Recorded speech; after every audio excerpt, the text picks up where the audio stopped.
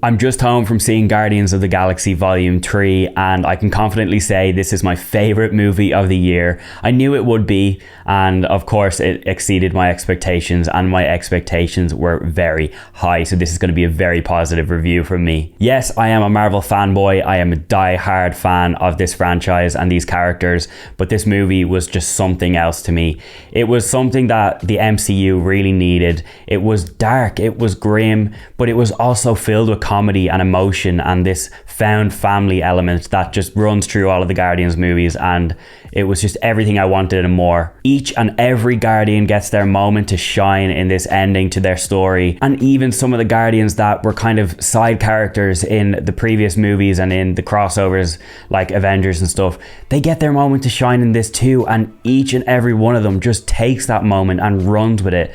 And the emotional gut punches that is in this is just absolutely insane in a way that is like tugs on your heartstrings, but also makes you really connect with these characters so much more than any other Guardians movie has made me feel personally before. One thing that I need to say is that these are a family, and you can really see that. And you know, maybe the Avengers are a team, and yeah, they're a great team together, but the difference between them and the Guardians is that the Guardians are actually a family, and the entire story of this movie is about the Guardians protecting one of their family members. And what that leads to is an incredibly emotional story that honestly the stakes might not be as high as other Guardians movies or other Marvel movies as a whole, but the stakes feel higher than ever because what they're fighting for is each other. James Gunn, you have absolutely blown me away. I really was sitting in my seat in the theater and there is not 1 second of this that I didn't love.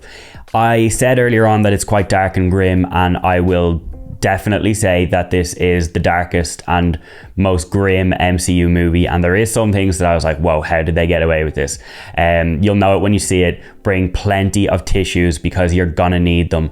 It is absolutely heartbreaking what happens in this story, and as someone who is quite a sensitive person, I was sitting there like, oh shit, I'm actually going to start bawling here. And I did. I cried twice during this movie, and both were similar scenarios. But wow, I have to say, on a total sidetrack to that, it's just come into my head. This movie is all about Rocket Raccoon, okay? Bradley Cooper brings it to this movie. He is the main character, and the trailers and the posters set this up, so this isn't a spoiler.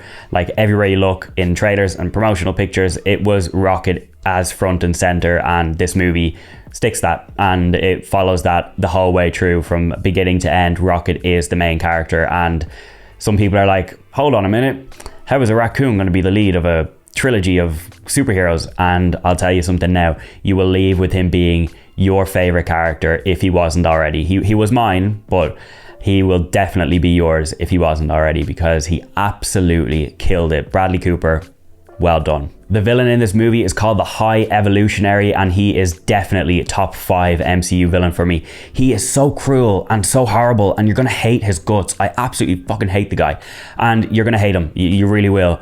And his performance was so amazing, and I have to say he killed it. He knocked it out of the park. I was not hyped for him at all. He was barely in trailers.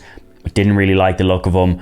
But when I seen his backstory and who he is and his motives and the way he delivered his lines on screen, top tier. He was really, really good. So another thumbs up, because I have to say, one of my favorite villains, in a way that when I say favorite, I mean I hate his guts so much that he did an amazing job, because that's what a villain should do, right? They should make you absolutely hate them. The runtime is 2.5 hours long. I didn't personally feel it. Some might, but I didn't.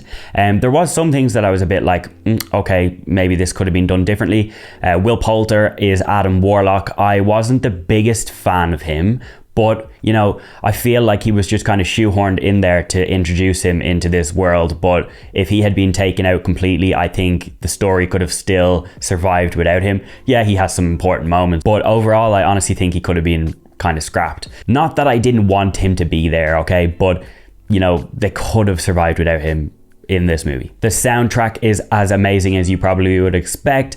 The Awesome Mix Volume 3 is absolutely amazing. And yeah, this movie kind of focuses more on real songs from radio and entertainment than it does on a full-on superhero soundtrack. I liked it, but I also really missed the Guardians theme. I love that theme, and it played once or twice in certain moments in the movie, but it only played for a few seconds, and I really would have loved for this one scene in particular. Okay, it's not a spoiler, it's in the trailers, but all of the Guardians are in their suits, in the classic Guardian suits from the comics.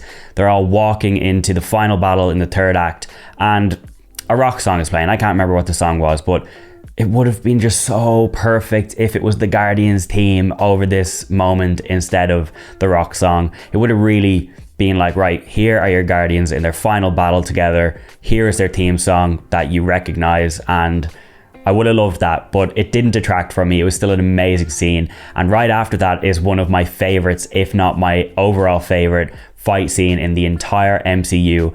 Daredevil, you have a new competitor, because it is a hallway scene and it is absolutely fantastic. I think it's a one shot and it went on for at least 2 minutes and I loved every second of it. Look, this is going to be a super long review. I could keep talking for hours and hours and hours.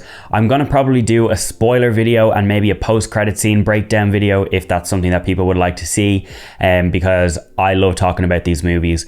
And look, if you ever doubted that the MCU was still up here, then this movie is going to really sit you back in your seat and say, okay, we know what we're doing, because long live the MCU and screw everybody that was saying that it was dying, because it's not. You know, we've had Wakanda Forever, we've had No Way Home, and we've had this movie now in the space of about a year, and they are all three absolutely stellar movies. But this one takes the absolute cake for me. It is top 5 MCU for me for sure. There is 5 contenders on the top of my list, and they are 5 of my favorite movies of all time, and they're solidified in there as my top 5 MCU movies. But this sits very nicely in with them, probably in about 5th place for me, but that is a really good place to be, because we're talking Infinity War and Endgame, which are my 2 favorite movies of all time. So this movie did an amazing job. It probably won't be for everybody, and that is okay, but for me it was everything I wanted and more. And as I said, my favorite movie of the year so far. A straight 10 out of 10, 5 stars. I absolutely loved it, and I can't speak more highly about it. It was everything I wanted and more. I really hope that this absolutely dominates the box office. It already is from early indications, and look, I need to see these characters again. I seriously got even more attached to them than I ever have before. I've always loved them, but this really made me connect with them so much more. And it's so sad, because some of them are not going to be coming back. Some of them might. We don't know. We don't know what's going to happen. The post-credit scenes set up some stuff, but doesn't give you too much to run with.